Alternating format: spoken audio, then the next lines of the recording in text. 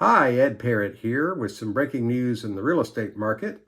We have several things to talk about today. Number one, inflation is holding steady. And the second thing we'll look at is the jobs market. The data is showing that hiring is still positive, but it is slowing down. And number three, mortgage rates are slowly coming down. And number four, it appears to me that the prices on residential real estate are reaching a plateau and will probably pull back a little bit in 2024. So let's take a closer look at each one of these subjects and see how they affected the Fed's decision on their target rate this past Wednesday. Taking a look at this chart, we'll examine the headline inflation, which is the inflation on all goods and services in the economy. And as you see in May of 2020, and it started climbing rapidly and reached a peak of 9.1% in June of 2022, when it started to decrease rather substantially until it got down to the current level of 3.1% in November of 2023. Now, the December numbers will be out in January. I think it's the 13th of January when the December number comes out. Now, this chart shows the core inflation, which is what the Fed uses to determine their monetary policy. And core inflation takes out the effects of food and energy because those two sectors are very volatile. And the Fed doesn't feel that they have any real control over them using monetary policy, so they discount them and don't really look at them. But for the rest of us, we are certainly concerned with food and energy cost. And energy cost in particular is one reason that the headline inflation has gone down so much, because the price of energy, particularly gasoline, has been decreasing fairly substantially over the last 3 months. Now, looking at this chart, we can see that it stayed level right around the 2% area for a number of years until we get into November of 2019. It took a little bitty dip, but then in March of 2021, it took off like a rocket and kept on climbing. Hit a little peak there in March of 2022 at 6.5%, and then the maximum was 6.6% in September of 2022. Now, the Fed started their monetary tightening by raising rates and selling off their securities holdings in 2022, and they were very aggressive. They raised the rate 5.25% during that year. And I don't remember the exact number. They shed something like $1 trillion worth of securities that they were holding. So you see the effects of that starting to kick in there in October of 2022. And we've had a pretty substantial decline in the core inflation until we reach the level that it's currently at of 4.0% for the past 2 months for October and November of 2023. So the 4.0% core inflation is certainly a good number, and the 3.1% headline inflation I'm very happy with. In fact, just this morning I noticed gas at my El Cheapo gas station that I shop at had gone down another 6 cents overnight, and it has now settled at $2.34 per gallon. Now, just about 3 to 4 months ago at that same El Cheapo gas station, I was paying $3.39 a gallon. So it has come down substantially, and that is one of the large reasons for the headline inflation being down at 3.1%. As I say, core inflation at 4% is certainly better than the 6.7% it was at the peak. However, it's not enough to make the Fed happy. They want to see it get back to that 2.0% level that it was at for those number of years. And certainly that will be a good thing when they reach that. Another thing the Fed is concerned about is a tight labor market, meaning that there are more jobs than there are employees to fill it.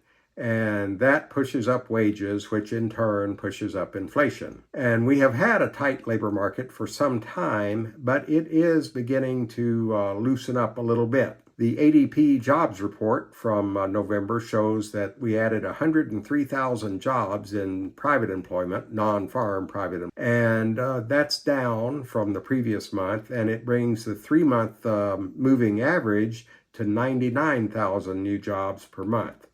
So that's still job growth, so people aren't necessarily losing their jobs, but it's not nearly as fast as it was 6 months to a year ago. And that is a good thing as far as the Fed is concerned, because they want to see less demand for workers, because that affects the inflation, as I said. So looking at this table here, we see that we did add the 103,000 new jobs in the U.S. private employment.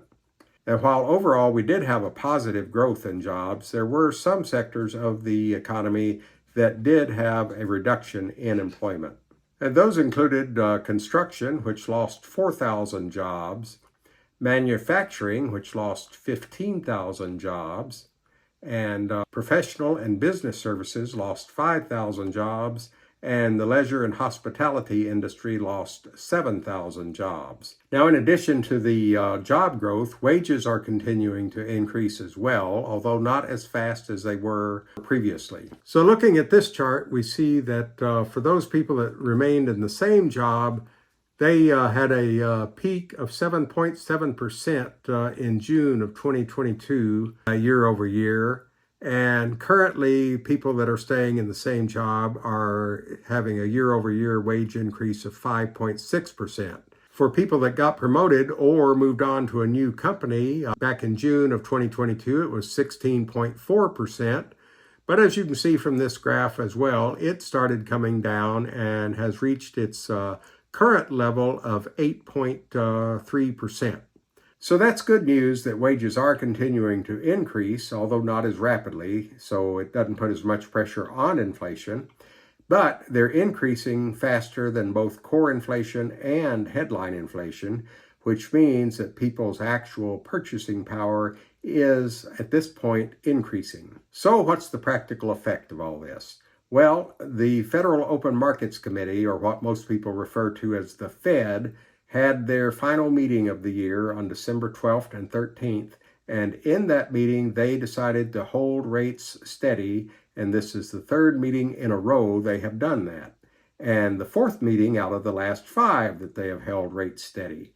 So that has been an encouraging sign for the economy in general and the real estate market in particular. After the meeting concluded, Fed Chairman Jerome Powell gave a press conference and a statement preceding his conference. In that, he stated inflation has eased without slowing down employment too much. Although he said inflation still remains high and they are committed to their 2% goal. He also said that continuing progress is not assured and the path forward is not certain. He did say that the Fed's monetary policy has been significantly tightened since early of 2022 and that they have raised their target rate 5.25%.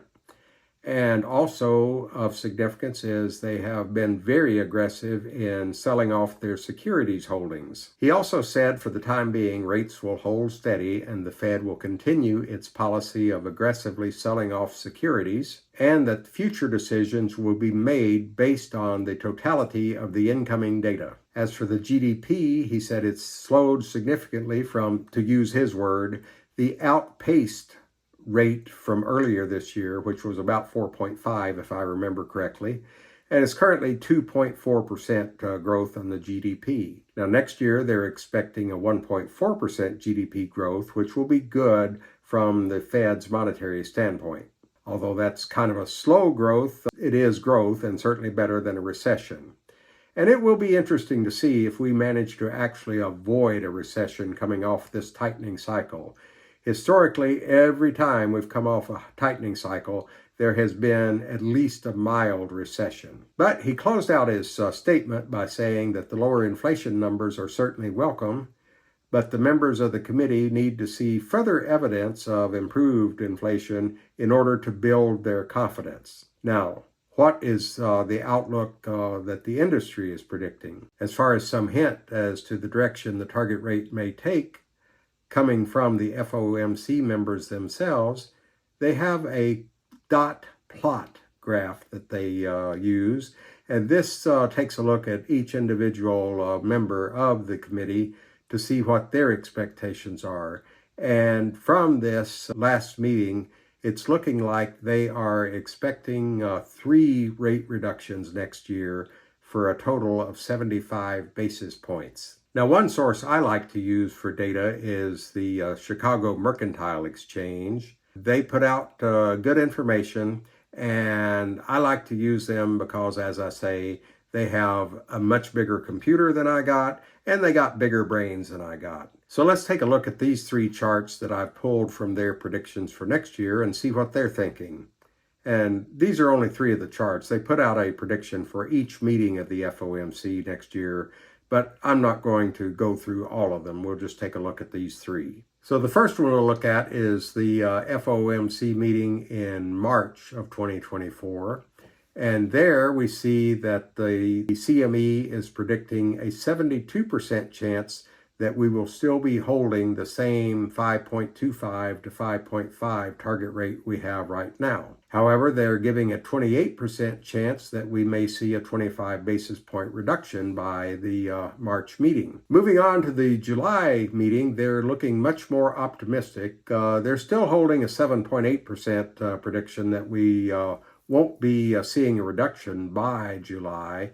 However, they're giving a much more weighted probability of seeing some reductions, a 29% chance of a 25 basis point reduction, and a 38% chance of a 50 basis point reduction, and even a 20% chance, well, 20.9, or call it 21, of a 75 basis point reduction. So as you see, the further into next year we get, the more confident the Chicago Mercantile Exchange is that we will see reductions. Now with this chart, by the time we get to December of next year, they're only thinking there's a 0.4% chance that we will not see reductions by that point. And I'm not even going to think about the 25 and the 50 point reductions. Let's jump right to the 75 point reduction, and we'll see that they're predicting a 26.3% chance of that. And for the 100 basis point reduction, they're predicting 29.5%. And they're even giving a 19% chance of a 125 basis point reduction. And on an outlier, 6.5% chance of a 150 basis point reduction probably won't happen. But like I say, they have bigger brains and a bigger computer. So, they could be right. So what does this mean for the real estate market? Well, for one thing, it means all these people that have been out there screaming about the sky is falling are just plain wrong.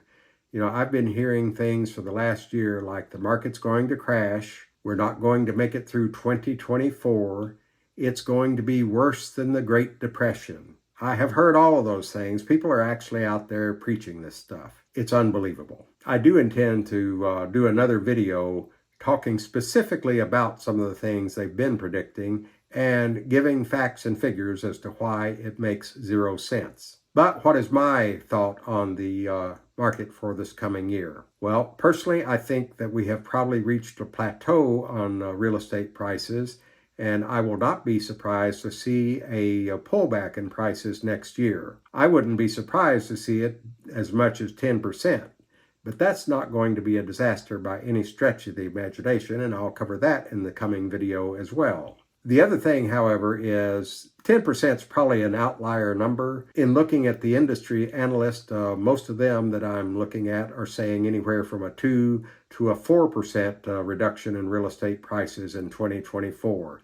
And I can see that easily happening. So prices are going to come down a little bit. But the other thing is, with the Fed easing their monetary policy, we're going to see mortgage rates continue to come down. They hit a high of 8.03% back on October the 19th. And since that point, they have come down to 7.04% at the last report I saw last week. And I'm sure by this week, they're down a little bit more. And depending on how rapidly and how much the Fed reduces their target rate, I would expect to see rates go down as low as 5.5%, maybe even hit 5.0%. And as a matter of fact, I was speaking with Janine Stone over at Bay Equity. She's the manager at that mortgage office.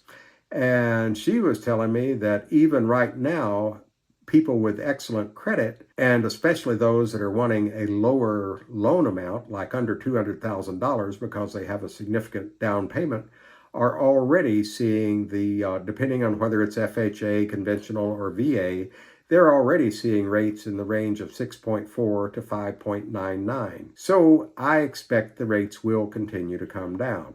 Now, what's that going to do for us? Well, one of the major problems we've had with the real estate market is a lack of existing homes for sale, or what we term a lack of inventory, which is at a very low level right now. And the reason for that is because of all the existing mortgages that are at very low interest rates. People have been reluctant to sell their existing home at a 3 or 4 or even a 5% interest rate and have to buy a new home at an 8 or a 7 or even a 6% interest rate. So the homes have just not been out there for sale. But there are still reasons for people to want to sell their home. Life happens all the time, as I've said before. So with the interest rates coming down closer to these existing low mortgage rates, I believe you will see a significant number of new homes come in the market. Now, this will put downward pressure on pricing, but at the same token, just as there is a pent-up demand for sellers, there is also pent-up buyer demand. So I expect that we will see more buyers coming onto the market as well, and that is going to offset the downward pressure. So that's why I'm not expecting to see a real crash in the real estate market. So that is my report, and I hope you got good information out of it. If you did, please like and subscribe, and I look forward to seeing you in the next video. And as Sebastian says, thanks for watching and have a good night.